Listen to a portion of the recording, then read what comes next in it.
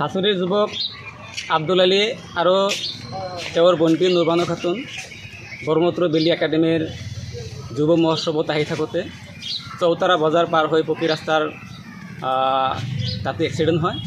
এক্সিডেণ্টত ট্ৰাকে আব্দুল আলীৰ বাইকটো মহতিয়াই লৈ যায় আৰু মহতিয়াই লৈ যোৱাৰ পিছত দুজন ব্যক্তিকে ৰাইজে সংকটজনক অৱস্থাত উদ্ধাৰ কৰে।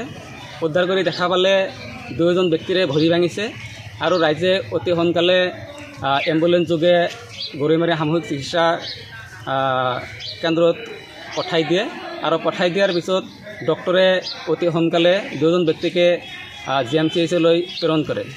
তো দুজন ব্যক্তি ভাই ভনী আছিলে। ছোৱালীজনী ব্ৰহ্মপুত্ৰ বেলি একাডেমীৰ নৱম শ্ৰেণীৰ ছাত্ৰী আছিলে। দুজন ব্যক্তি ব্ৰহ্মপুত্ৰ বেলি একাডেমীৰ যুৱ মহোৎসৱত আহি থাকোঁতে দুৰ্ঘটনাত পতিত হয়। যিকোনো খবৰৰ বাবে যোগাযোগ কৰক 7099017330 লগতে 7099017110 নম্বৰত।